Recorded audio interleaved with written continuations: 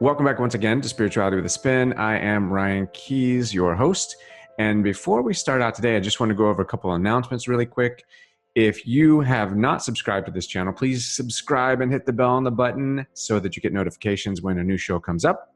And if you're watching this, hit like at least, or dislike, whichever one, but be involved and leave a comment so that I know what is calling out to you and I can investigate some of the topics further, because it's really difficult to know what you're thinking if you don't talk to me. So we're sitting down side by side looking at this big, huge, vast question, and I'm the only one asking. So feel free to ask questions, put ideas out for future shows, and anything you would like to cover along those topics of twin flames, divine partners, and divine purpose, and we will dive in. But before we go forward, I would like to read a quote by Mia Yamamuchi. Embrace your sexual self, a practical guide for women.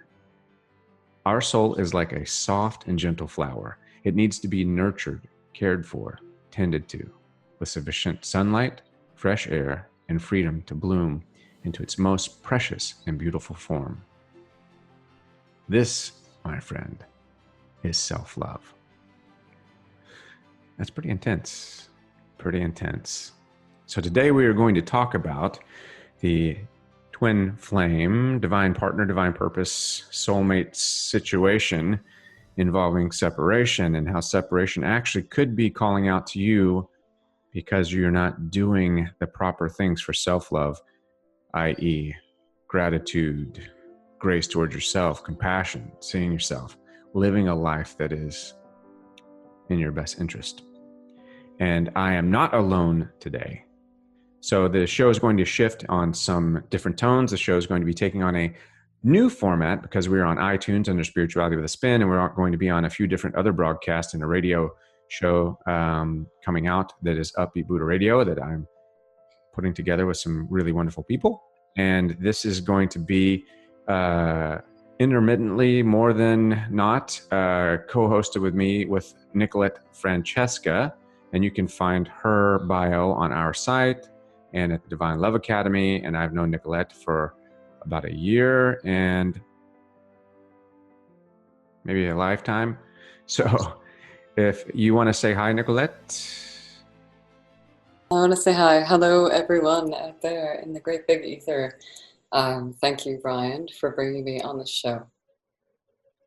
So today's show, there's a couple things that just I've been looking and I've been talking to different clients. And as you know, Nicolette, when you are in something that you feel might be a twin flame or might be a soulmate, but yet it tends to be sabotaging your own spiritual walk due to frustration, due to spiritual controversy, and not being able to connect because there's just this chaos that's surrounding it. And when you really step back and look at the big picture, I feel that maybe it's not as much based in the actual love as it is in the separation of seeing your true original self, that inner self, that young child. And we might be falling into this noose of needing rather than nurturing and becoming our best self. So what are your thoughts on that, since you've kind of experienced certain things along that line? So I like the way you brought that in, the noose of needing, because I think that really resonates in our head and our ego. And when we're thinking in that mindset from the ego, as alternatively from heart, it's an incredible mindset that can take us into places that we really don't know what could possibly be until we're there, right? Yeah, this is true. I mean, even like what brought you kind of into my universe, which I feel is a whole different subject, a different show in general, just soul groups, right? Like the branches on a tree. The branches of a tree are still part of the big tree, but each branch is almost a baby tree in itself. And us all being little leaves, which if you think about a leaf, it's around for a season and then it falls off, goes back, feeds the soil, which is source, so that that main soul can continue to grow, make more branches, and a leaf pops out in spring at the same spot where you were if you were a leaf. How's that? Soak that one in for a second. So you're a leaf. You fall off the branch. It's fall. You let go. You land on the beautiful source on the other side. Feed and nurture the soul source, the one source that is growing up through all the light and all the experience, thereby also allowing that tree to dig its foundation, its roots deeper into source. And where you fell off, the exact same spot, a leaf will grow when spring comes. Isn't that amazing? That's reincarnation, its own self. That's like I always say, if you want to learn, look at nature. Because nature nurtures itself. Right? It does. So when you had your first interaction with me, we had talked about certain things. So, and of course, we have rapid fire later on where you're going to get personal with me, but I'm going to get personal with you right now. So it's called the uncomfy seat of spiritual spankings. And you get that privilege as well. You can make me feel uncomfortable and sweat on the mic. I think you got permission to do that. But when you first started really diving into this whole idea of what I've been talking about, you yourself were in a situation in which you were calling out to previous and past experiences to repeat as patterns, were you not? Yes, absolutely. That's the truth. I was in Ireland at the time, and I was going through a situation in my life that was, it's what every woman wishes that they didn't have to endure, and calls to a place inside themselves where they say, this isn't me, and how can I release myself from the clenches of what's happening in my life, because it's so abrasive that I can't control what's happening, and I just want out. So what happened for me was I reached out one day, once upon a time, and I needed some spiritual help. And I knew a beautiful woman that I had met through a friend of mine, Blu-ray in 2012 in Costa Rica. She had a friend named Ashley Cooper. And Ashley Cooper was connected to you in a way on Instagram. And from that connection, I thought that day, I'm like, I just need some kind of spiritual lift. And from there, I saw this post that you had on Ashley's site, and I thought, who is this person? I'm like, why does it seem so familiar to me? And then I reached out, and then I learned more about you. But in that transitory period, I realized, like, I needed help, and there was nothing that was going to hold me back from getting that, because I was at a point where I couldn't have broken any further down. Now, let me ask you a question, and then I'm going to hit you with a Buddhist quote first before, because I want to kind of bring you home, right? Peace in my heart, peace in my soul. Wherever I'm going, I'm already home.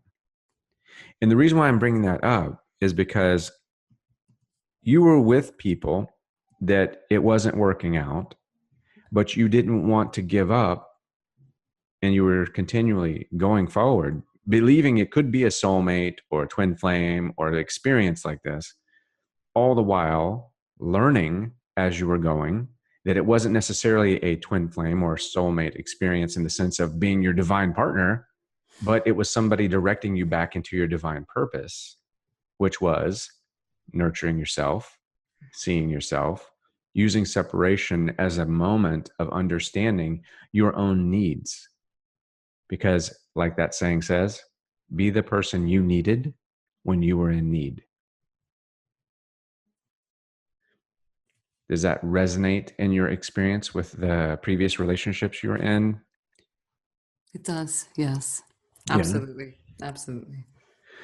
And the thing is that when you're thinking about, like what we were just saying about the tree and the leaf and how the leaf is in a consistent cycle. When you think about a soul group and you think about a situation like a soulmate, or as because all the labels that are out there can be a little bit of a leash into different ideas. They can kind of lash you down so that you don't necessarily develop the way you were supposed to. I find that we develop a little bit along the terms of what we believe we should be, always believing, like you've told me before, that, well, I'm trying to change something about myself, or I want to change something, but you don't need to change it all. In fact, changing yourself is the wrong way to go. Absolutely. Because what would you want to change when you came out from source, ready to see the world, and all you needed was the right kind of nurturing? You were already there. It's everything that happened afterwards that nudged you into the place of where you kept believing you needed to change yourself.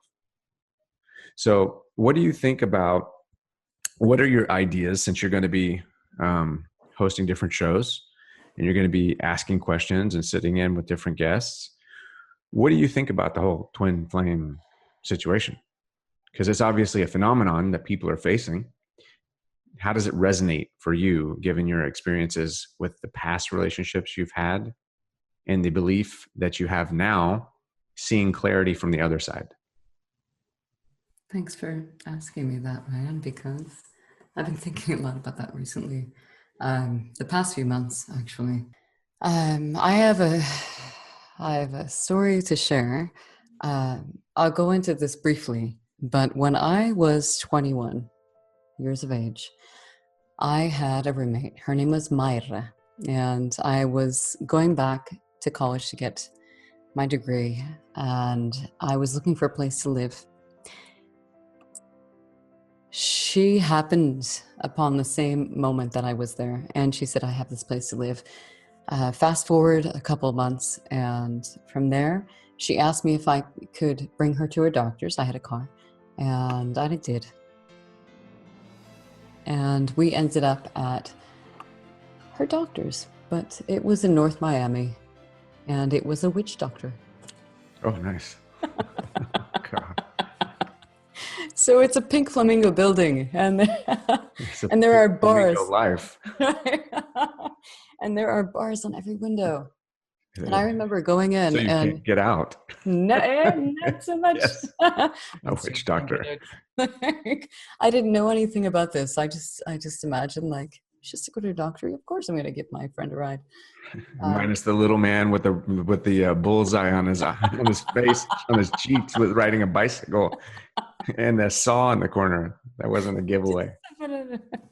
Nice. So you're in the witch doctor's cave. I call her, she was a gypsy. When Myra knocked on her door, I just remember seeing this woman open, and there was just this cloud of smoke, and I could smell, like, the carcinogens of secondhand smoke. And her eyes, it was something out of Skeleton Key. Have you seen that movie? I don't want to. I don't. So no, thank you. Especially since my last name is Keys, I don't want to associate with a skeleton. No way. But it just, it just magnified the situation of which I didn't understand what brujeria was or any of the island religions were. And we walked into that apartment that day, and I remember sitting down and thinking, like, I came from Christian Catholic family. Like, I would never go into a situation like this. I thought we were going to her doctor's. What I didn't realize is that we were going to a witch doctor. Nice. Which one? Which one? Paging doctor. Which? Nice. So this is where you found out about twin flames. This is where because she was using the flame to light a cigarette? No, she was using... Mayra had brought her, which I didn't realize she had packed in her back stash. She had brought her Marlboros, like Marlboro Reds, and she put them down. And then there was this glass, this snifter glass that was filled with all kinds of stones that had some kind of bacteria growing off of them. And from that, I thought, and I was just sitting down, I'm like, where am I? I thought we were going to doctors. I had no idea of the situation, but I was sitting at this table, and this table, I was to her right, Myra was to my right, and there was Christina. She was writing everything down. She was another friend of Myra's. And about 5 minutes into this reading, and I'm just looking around like, where am I? What's going on? She says to me, this woman, she looks at me, and her eyes go up, and she says, in Spanish, she tells me, I have to remove myself from the table because my energy is too strong. And from that moment, I was young. I was 22. I removed myself and I thought, no, of course my energy is strong. But I thought about it for a moment and I thought, what else does she know? Dun, dun, dun. Dun, dun, dun. What else did she know? Tell me. I'm on the edge of my seat. I'm about to jump. Don't pre-fall. I did. It's sweet. The calling of cannabis. But what did she say? So I went and I sat away, and she said, you have to remove yourself. So I went and sat away, and I'm thinking to myself, I remember in that very moment, Ryan, I remember feeling like it was a seduction like I had never felt before. It was the element and the sin of pride, like that was inside of me that I had not ever truly embraced until that moment in time. And the only thing that I wanted to know was who would be the man of my dreams? Who would be the man that I would, right? That's like every young girl's question. Of course. If Disney, and to think that Disney got that one right. Oh yeah. And then what would I be when I grew up? Those are the only two things that I wanted to know. And so I waited for about an hour. She was done. And then I went back to the table and she said, for $10, I could find out what, for $10, she'll give you their name on a piece of paper. What my future would hold. And the name said Mike. No, it didn't. M-I-C. Nope. She told me things that over the course of my life, I have always wondered, is it that our minds are so powerful that we can bring to fruition what we want? Well, I think think of it like this. It's not that I want to hammer the idea of the soul family and like the tree idea. I was reading an article, and this is related to the twin flame experience, because I think that once you start really recognizing your soul family, it's going to give you a really good source of information and direction for your divine purpose and your divine partnership, right? So one of the things that in a soul family is that you're magically or magnetically drawn to a group of people. This is like almost like it, and generally, I would say the soul family that you're going to do your divine work with isn't you're related to. That's just from what I've seen. And then you're going to feel like this instant recognition, like you've known them your entire life. Like I call it the fireside friendship, where it's like you literally are sitting there and you're by a fireside all of a sudden just in their presence. I've met several people like that. My friend Eric, my friend Alicia, you, Oksana, several, Catherine, Mayma, all these people where I instantly meet them, and it is the fireside friendship where you're just, literally, it's like concerts at a day. It's like it's like when you hold up your lighter at Dave Matthews. It's like you just feel like suddenly the lighter came on and you're no longer alone in the dark listening to someone. Mm-hmm. And then one of the other things is that it's a blend of eros love and agape love. Because at first, I think you don't know if you're attracted to them or if it is something else, but it's because love is merging, love is changing. And the level of love that's required in life, it does have a certain level of attraction, because these people have been in your life or currently on the same limb of that tree, of life's tree. You're on the same limb. So every time that leaf is reborn, you're still there on the same group, the same limb, different leaves each time. And then you're going to get nourished by their presence. You're going to get nourished by their understanding. And it's very soul-centric. It's not egocentric. So you're always about helping them to help themselves and vice versa. I mean, I think that, so even like when you think about your experience in Ireland, right? Mm. As devastatingly dark as it could have been or was, you were there in purpose Yes. because he was still a leaf on the tree, Yes. right? So in a place of love, Mm-hmm.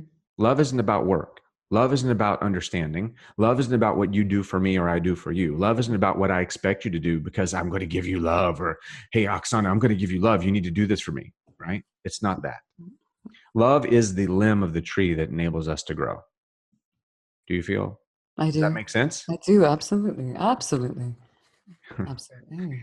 Love is walking into a witch doctor's hotel with bars on the window to prevent you from leaving, I had no while idea she that. sifts through I didn't know. buds on the floor looking for trying to get out all the stems and twigs. And she's like, I've got it, I'm clear, let me inhale and we're ready. And then There were doves. There were doves walking around this apartment, and I thought, "Where am I? I What's I happening?" can't help it. I just get this I envision of can't. you sitting there in the dark as a 21-year-old scared girl, and like it's some kind of like schoolgirl outfit, and all of a sudden this hand comes out of the dark and smoke peels aside, and there's like this post-it on it, and it's like a magic name. It's like it's like Jean Michel, or No, it's like no, just like Michelle. this just sounds like it sounds like a kind of a twisted, like it's like a David Lynch movie gone bad. That's the beginning of my book. I mean, you heard the well, Yes, I wrote the introductions today, yes. actually. But that's where it begins. It begins. But Absolutely. what, yeah, but okay, but let me rephrase like Mhm. this. What if your twin flame isn't married with children and your twin flame runs the other way? Now he's not married with children. But I'm just saying, what if he is? Then he's not my twin flame. Not necessarily. For me, it's not. For other women, it could be. Okay. Yeah. But I'm just saying, in general, I think that um, there's a lot of different occurrences that people can be stuck in because they haven't been listening to their truth. Right. However, like I said, love doesn't run, love doesn't chase. Love doesn't do anything but love. We as people run and chase. We run because Mm-hmm. we are feeling confined. We're feeling some kind of like anxiety. We're overwhelmed with emotion or idea. So we bolt like a little scared dog. Mm-hmm. We chase because we are underwhelmed. We are in need. We are distracted, and we're utilizing something to draw our attention from actually what it should be, is sitting down with ourselves, seeing ourselves. Right. So the whole separation stage, what's your opinion on separation in itself? Just whether it's in any relationship, let's unlock the doors. It doesn't have to, if you don't believe in twin flames out there, if you don't believe in divine partners, yeah, let's just say you want to hear something about divorce and separation, just separation in general, in any relationship. What's your feeling on just when somebody says, I need time, I need space? Then that's what you give them immediately. I mean, if you truly have that self-worth within, and you can find that self-worth within just by listening to someone else saying, I can't do this. I'm not ready. Do that as a woman. I'm speaking as a woman to other women. Good, because I can't. Not yet. All right. Technology is not there yet. That'd be a Hmm. big woman. So, as speaking as a woman, tell me. Speaking as a woman, I can say, let that be, let that moment be, and understand that when someone tells you that I say I can't do this, it's not working out. That's when you take your self-worth and confidence back. That's what happens for me. It's happened a few times in my life, and I didn't respect that. But in the last relationship that I had, not even like a year ago, I understood that like that was it for me. I thought, holy moly, like I loved so much. In my heart, I have so much love to give. I have been looking for that twin flame, but it will happen when it happens. Hmm. And I'm okay with that, and I'm patient.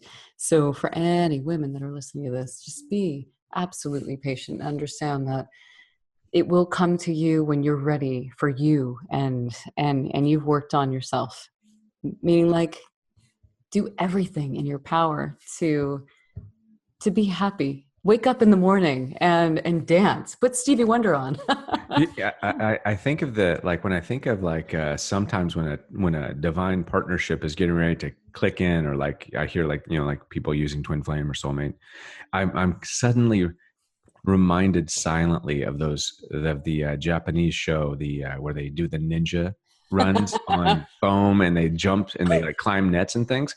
Like, have you seen that, where it's like it's Yes. some kind of surreal like anime like came to life, and they're like diving and jumping, and I'm suddenly thinking that course, you're running that course in your head before you actually, and your soulmate or your twin flame is at the very end of the course. So you have to run it in your head, in your heart, in your soul before you actually attempt it. Mhm. Because you want to have everything focused in and dialed in on being your best self, because otherwise, because then the theme song while you're running this course is Miley Cyrus' Wrecking Ball. Because I come in like a wrecking ball, and this is literally the button that your other soulmate, the twin flame on the other end, they pull the lever that has a wrecking ball on it. So the wrecking ball follows you through the entire course of life, trying to get this work out. It's like, and on the wrecking ball is every ex that you've ever encountered, right? You're coming like a wrecking ball, and you're like dodging the wrecking ball as you're trying to run and make your life like this newfound awakening nonsense. You're trying to like make sense of nonsense to be your best self. And it's like you're like, what do I know? I don't know, but I'm not supposed to know. I'm not supposed to love in a way where I'm holding on, so I let go, but you have to hold on to something, so you hold on to yourself. You feel me on that? You know what I'm saying? Have you felt like there's a wrecking ball that's like been just released by like God itself has just like come in, and like I just bumped the mic. It was like, and I mean, and the thing is that it's kind of like your soul crying for freedom, right? The whole pinnacle and point of when you're going to go into your divine purpose. Like, as you're going to write your book, I'm going to help you get your book out there. I'm going to help you get your own show, right? And this is the whole thing about Upbeat Buddha and the radio and this forum is I'm trying to help people to help themselves. So, but when you think about and your own experience, when your soul is crying out for freedom to be you, to be little Nicolette, right? Yes. Because the Nicolette that you've been now isn't the little Nicolette that you started out as. No. So Nicolette was nudged into who she is now, good or bad, right?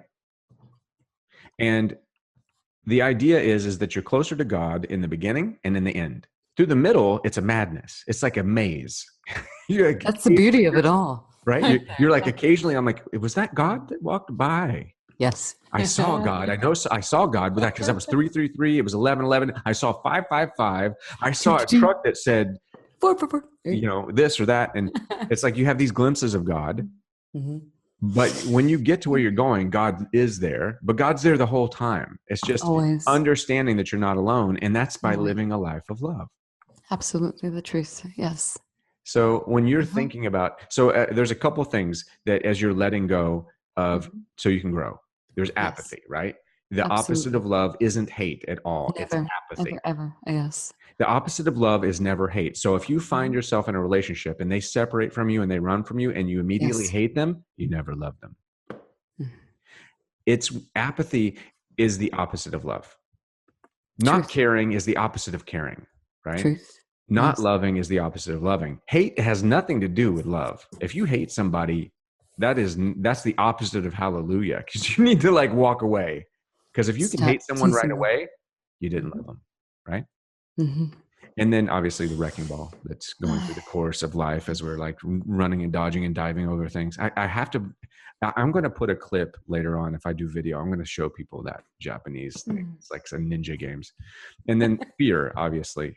And then when you get to the end of this whole process, it's that I call it the enough is enough phase, right? Where you are just like, I've had enough. Yes. And when do you know you have enough? When you never have enough. Well, no. But you never get enough. When do you know you have enough of the wrecking ball? Just to say, I need to step away. Step away from the wrecking ball. Yes. And then in every relationship, and this is why I'd like to say that everything is a soulmate, including your shoe. If your shoe is not tying, and a shoe could save your life. Do you know that? I do. I've heard a story where a man's shoe came untied. He stopped on the corner to tie it as an accident occurred as he was going to cross the street in New York over on 10th Street. Mm-hmm. So, and it could be like a New York, one of those, it could be like a fantasy tale, like one of those, like those urban legends. But I heard that when I lived in New York. Mm-hmm. The guy on 10th Street bent down to tie his shoe. And at that moment, instead of crossing, boom, a taxi collided into another car. He would have been killed. His shoe was his soulmate. His shoe was his epiphany. His shoe was his synchronicity. His shoe saved his life. So your soul family could be also your shoe, or your dog, or your best friend, or something else. But it is an entity. Right? An entity. But only if you're at the witch doctor's house in Miami. North Miami. Miami. Stay away from that Dade County. No. Once upon a time. Oh, no. So now, and so we're going to get into really quick a little bit of, I'm going to give you the show so you can rapid fire, because I'm a recluse, I'm a hermit, and I don't talk about myself ever. I talk about things, but not me. You don't. Right. So I'm going to give you 2 questions, because I know Oksana will probably give you 10, but only 2. Mm-hmm. So, and if I don't answer, I don't answer, but I will give you the opportunity to ask. So my question, I mean, since we met like last year, and you've helped me tremendously, I have to say that you helped me tremendously in the dearths of despair, and I'm grateful for that. So thank you. There's something that I have wondered, like, as a child, because children know love, unconditional love, instantly. As a 5-year-old child, mm-hmm. What would you say? What is love to you? I'm curious.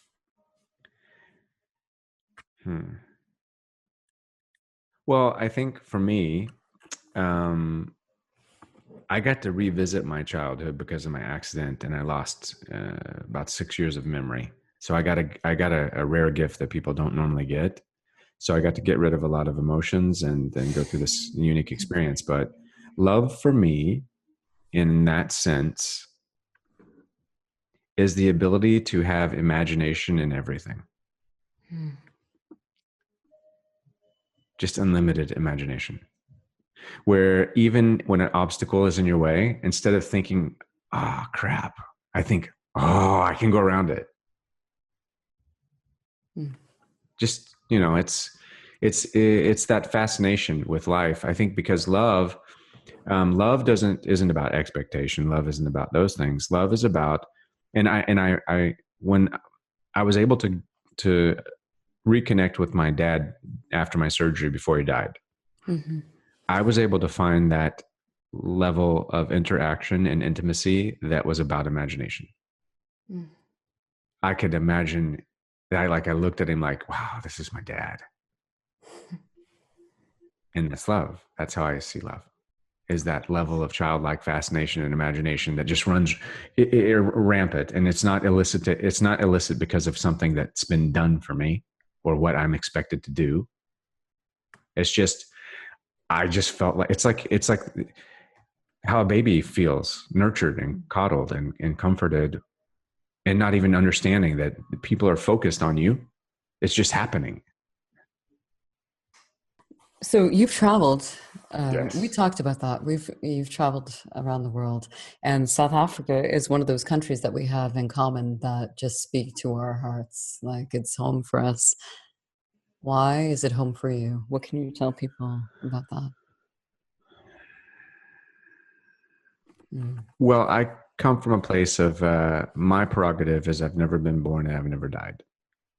And many of those memories that came from being on the other side after my accident during the surgery were all about grounding.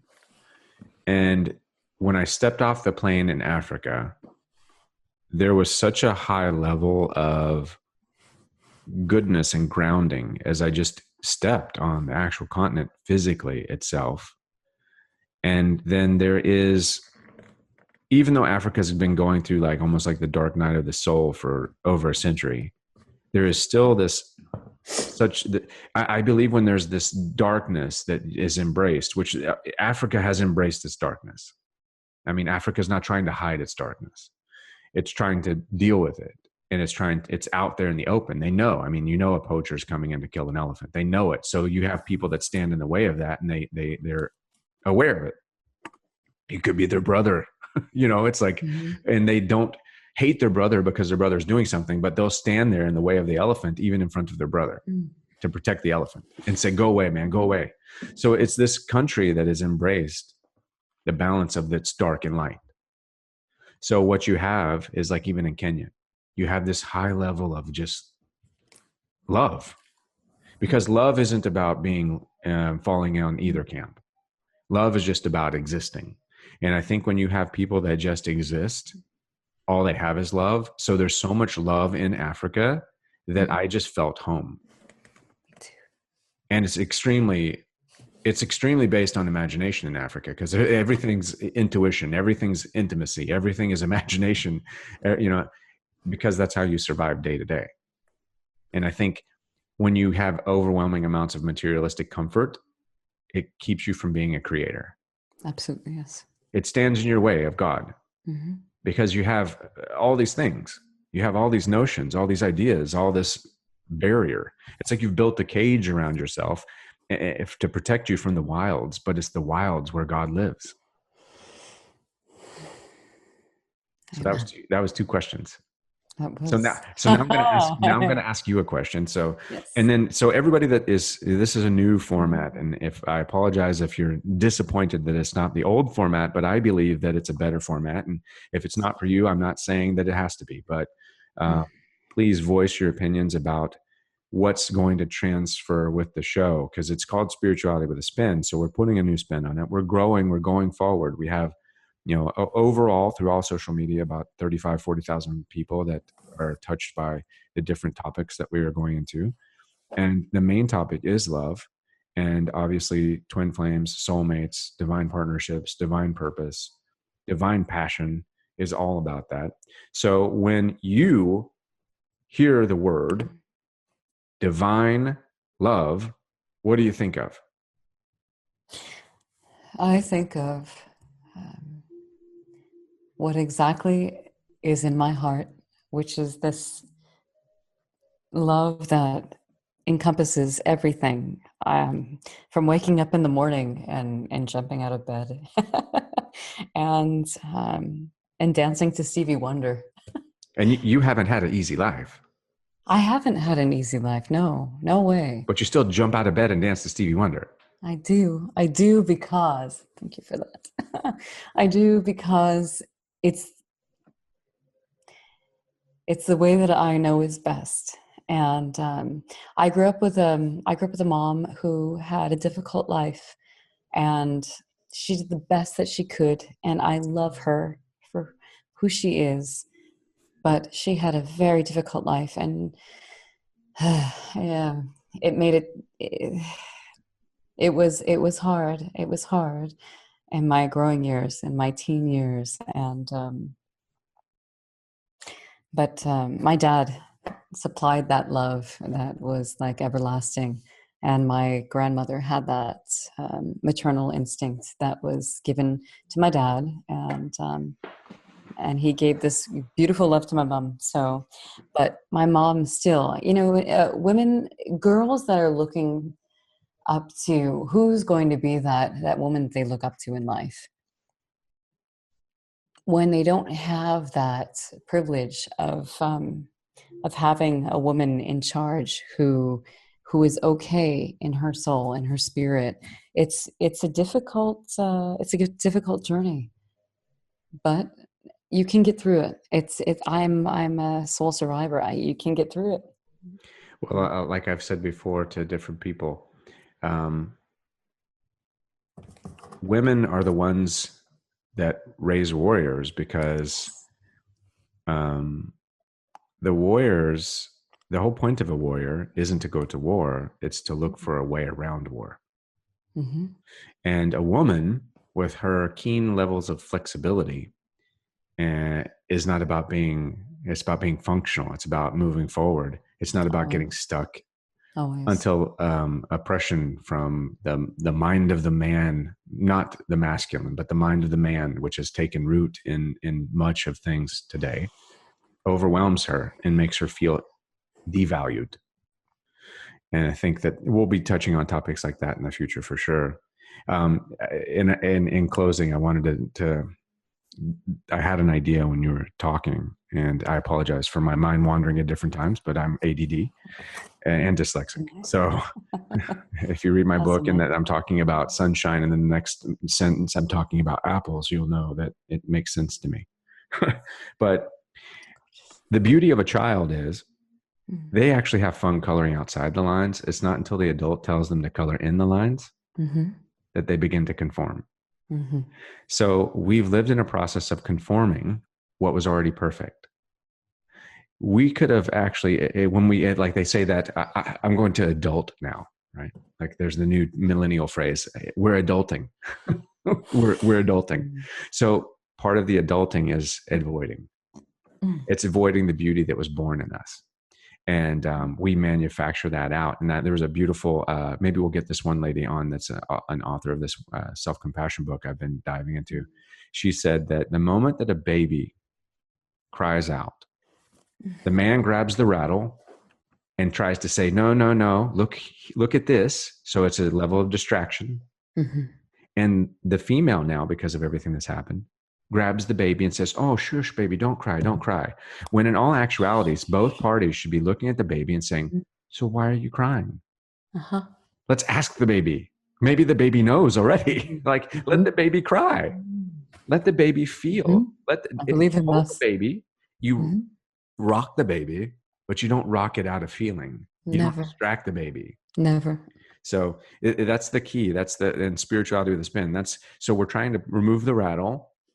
And we're trying to prevent the distractions in the future so that we can get down to the doing of it. So any closing thoughts that you would like to put out there for the future and for everybody that's listening? Just always live in your heart and what you feel when you wake in the morning. If there's anything that's distracting you from living that day that is waiting for you, just put one foot in front of the other. Breathe. Remember that you are waking up and you are alive. And there is the possibility and potential of greatness every day of your life. That's it. Understand that. Acknowledge that. I told my client today when we were done coaching, I said, when you're looking for things to be grateful for, make opening your eyes the first one, because 1 million people didn't wake up today. Right. 1 million people have died today. And they died. Yes. So the first point of gratitude is when your eyes actually open. Rejoice that they did. Because we're taking so much for granted. So, hallelujah. So today's show is awesome. We've had a lot of sit down time, and we did this together to introduce and to kind of like get the cohesiveness so everybody can kind of get an idea of what's going forward. If you have not subscribed, please click the bell on the button so that you get notifications for new shows. Also, please either dislike or like. I don't care which one, but when I see that 5,000 people have watched and there was only like 100 like people that clicked like, or one that clicks dislike, for the one that clicks dislike, just listen to it first before you click it, because I know that the dislike gets clicked like 3 minutes after I post. So obviously it's a disgruntled disliker. And then February 14th was when my book went out. February 14th was when the book became available, Putting the Soul Back in Soulmates. And look for more titles coming up. And then also there's a companion program that's called Soul to Soul, SOUL to SOLE. It's doing the work, getting it worked out, right? So it's for those people that are having issues right now. And Nicoletta will be having some stuff coming up in the future. If anybody has any questions or concerns, please contact us at the divinelove-academy.com, or you can go to my site, spiritualitywithaspin.com, or you can do it here. There's like 1,000 ways you can find me. Just don't look for me in person. Keep your distance. Otherwise, I'll send you to the confines of the witch doctor house in Miami, and you'll be stuck. Don't do that. Never in North Miami. No. Stalkers go to that house and they don't get to leave. It's the Saw house. All you'll hear, you'll think that you're stalking me, and the next thing you hear is, and there's just this lady standing there with a joint, and she's like, got a Post-it with a name on it, and the name isn't mine. Anyway, that's just my side rant. So peace, light, and love, and we will see you on what? The other side. Yes, we will see you on the other side. Have a good night, people.